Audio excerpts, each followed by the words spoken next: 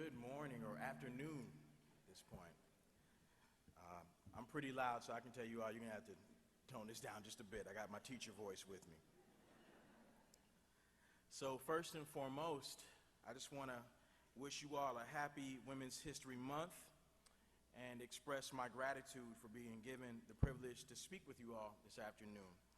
To Kirsten, for being extremely gracious and very kind in her introduction and even extending this invitation to me, to the board and the staff of the YWCA for serving their mission, and for all of you who are in the room that offer your support to the YWCA of Central Carolinas and all that they do, I say thank you.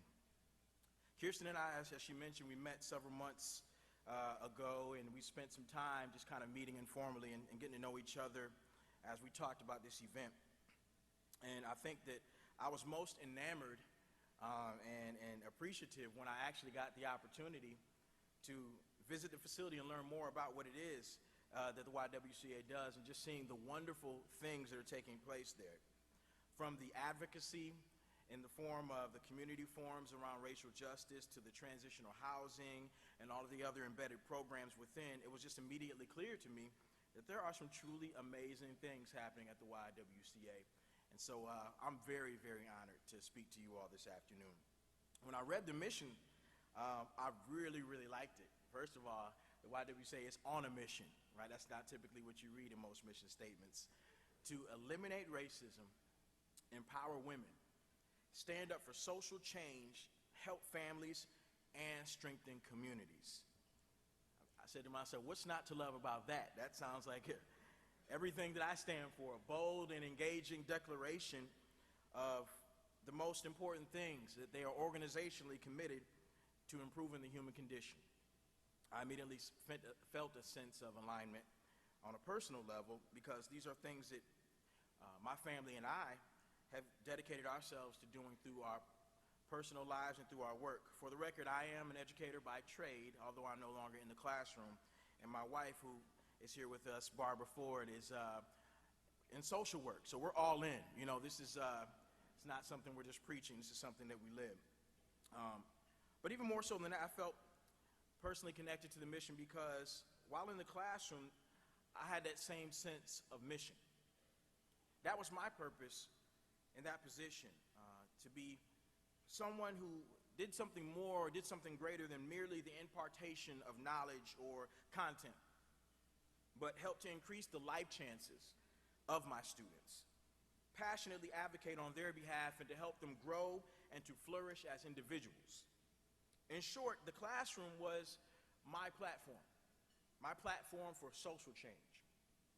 What is apparent from this wonderful presentation and video that we just saw is that the people working on the ground here are also driven by the same sense of mission, in a different capacity no less, but still serving the same underlying purpose. In essence, we're co-laborers in the same vineyard. We do this work, I'm sure, because others did it for us, and I'm no exception. I often tell the story about how the guy who became North Carolina Teacher of the Year wasn't even a good student. So nobody does any digging up of my history. It's the truth. You can't tell on me. You can't tell on me if I tell on me. So I was an average student, content to kind of fly beneath my potential. It wasn't because I didn't have the guidance. I had two loving parents, working class household in a small Midwestern city in the heart of Illinois. But your parents can tell you stuff several times, and the saying goes, a car doesn't shift gears till it reaches a certain speed. And so for me, I started off very slow. I went to school to socialize, have a good time. I knew my friends would be there. I knew a cute young lady would be there, and I figured if I could spend my time kind of interacting with everybody, I could consume 8 hours doing that, and that's mostly what I did. It wasn't until my junior year in high school that somebody advocated for me. I had other great teachers who certainly stepped in and intervened, but I considered this point to be a pivotal moment where a teacher named Mr. Stokes. Mr. Stokes was the honors English teacher at Auburn High School in Rockford, Illinois. Legendary figure, had been there for a number of years. People's parents had him. My older siblings had him, and so I was honored to be in his class. I was very excited. And on the first day of school, my junior year, I was in awe. I hung on to every word that that man said for about the first 15 minutes. He had me. And then after that, I went back to my normal routine of joking and throwing things and trying to get people off their lesson plan and so forth. And this guy was having none of it. He stopped the class on the first day of school and kicked me out in the hallway. And the whole class collectively went, ooh. And I stepped out and I prepared myself to be on guard for what I'd heard so many times from teachers about everything that I was doing wrong, right? The path of destruction that I was on and how if I didn't get my life together, you know, da-da-da, you know the routine. And he stepped out there in the hallway, all stern-faced, very curmudgeon-y, and then he cracked a smile on the side of his face. And he said, "You're smart. You're smart. I know who my smart kids are." He said, "You're actually kind of funny, too. You're a funny guy." And then he gave me this proposition. He said, "You know, I could teach you so much if you would just listen." And for whatever reason, that resonated with me. I think partially because I had been used to teachers coming out in the hallway with a different speech and telling me everything I was doing wrong and everything that I wasn't getting right. And instead, he told me what he saw. He told me what was right about me and the potential that I had. And something within me wanted to prove him right, wanted to show him that he had not wasted his time by taking me out in that hallway. And that was the moment that I decided to take my academics more seriously because of a teacher.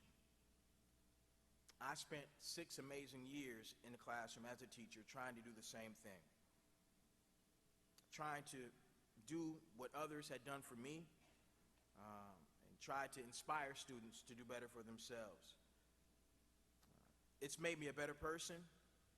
It's probably taught me more than any course I've ever taken. It's inspired me more than any motivational speech or book, and improved my opinion of humanity, because the children just have a way of bringing it out of you. What it's taught me is that everyone needs to be embraced by community. As mentioned before, entering the teaching field, before doing that, I spent some time in the nonprofit sector with youth and as a truancy intervention specialist and as executive director of a teen center. I frequently engage with students that would otherwise be considered cast-offs and troublemakers. And on the surface, one might jump to these conclusions. But the truth of the matter is and was that none of these things were true. They were not unteachable or incorrigible as they had often been portrayed. They were children dealing with issues that stretched beyond the 4 walls of the classroom, consequently.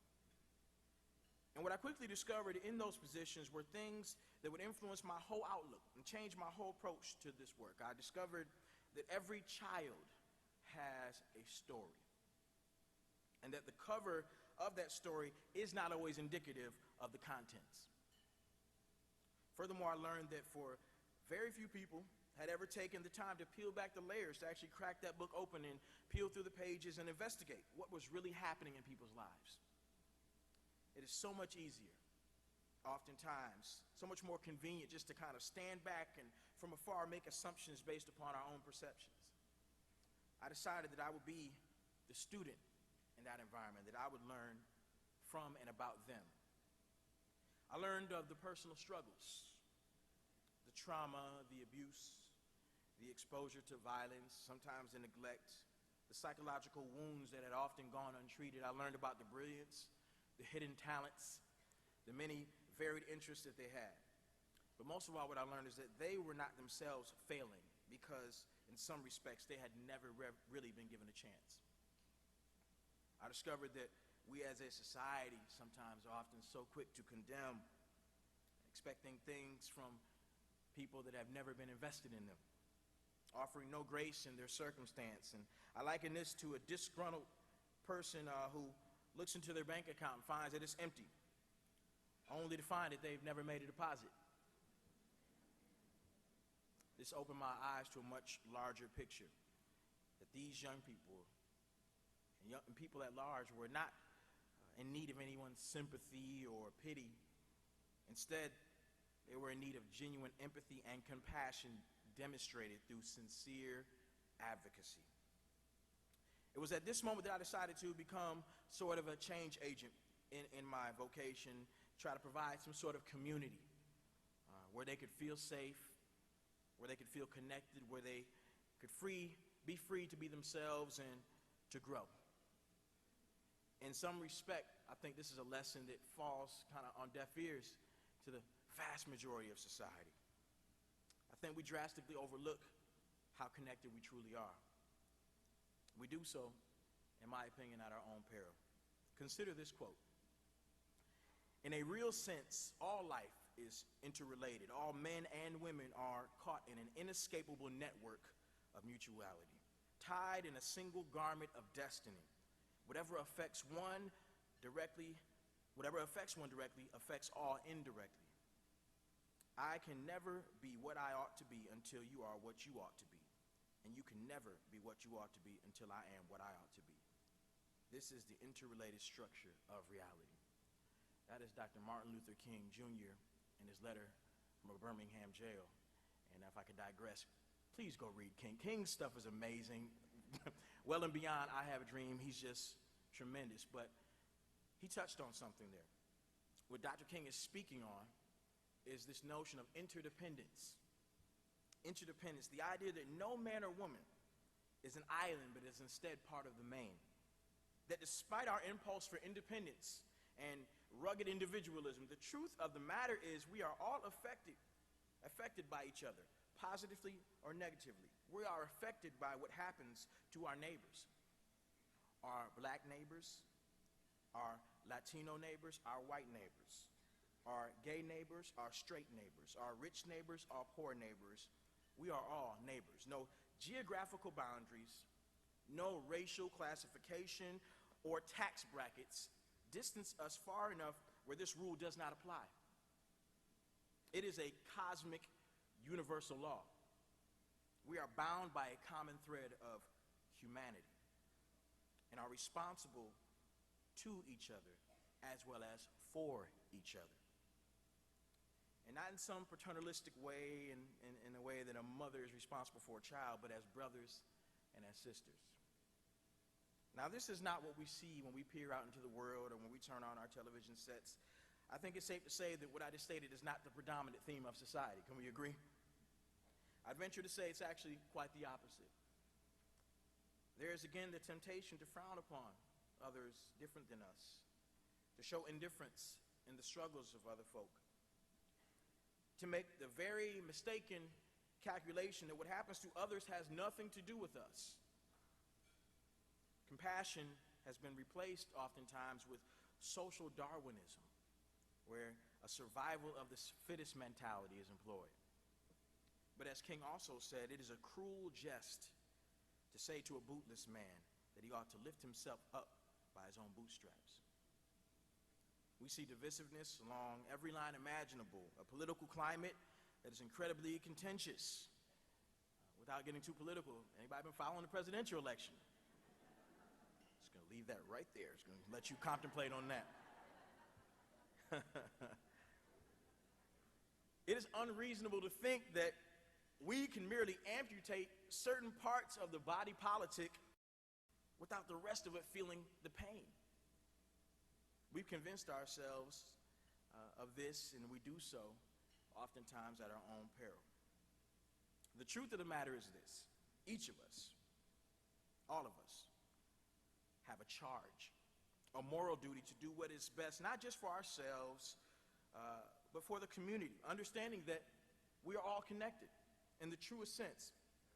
As much as we might have competing ideas, competing politics, competing interests, and in some cases might not even get along that great, we still occupy the same space on the planet Earth.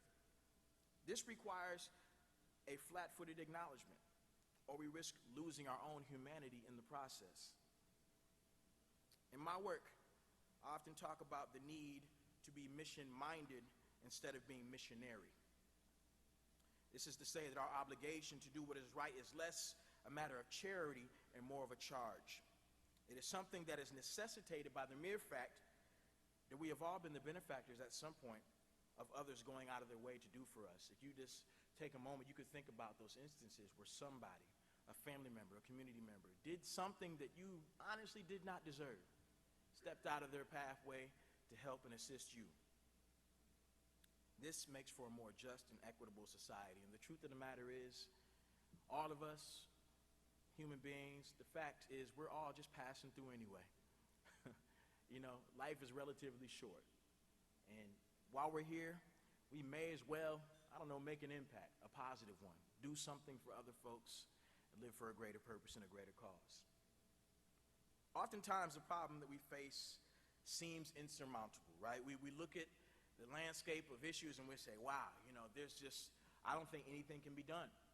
Troubles of the world weigh you down.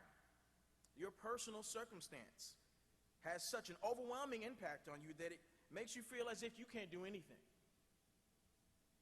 Where do we even start is the question we often contemplate. If you'd humor me, I would like to disabuse you of that burden by just telling you this. Just play your role. Just play your role. You don't have to be the movement. This is the common misnomer that we need to take it all on our shoulders. You don't have to be the movement. All that you have to do is play your part.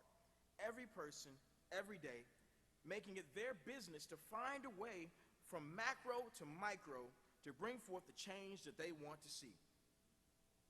Consider football. I know, is it too early? Okay. Consider football. Now, the quarterback oftentimes is the most noteworthy individual on that team. But when you think about it, none of what that quarterback does is possible if they don't have individuals blocking for them, hiking the ball, running routes, coming up with plans and plays. There are a lot of roles to be played that lead to collective success. Oftentimes, they go unheralded, but they're all essential to that process. So you may not have to be on the ground in transitional housing, working in transitional housing, but you can support.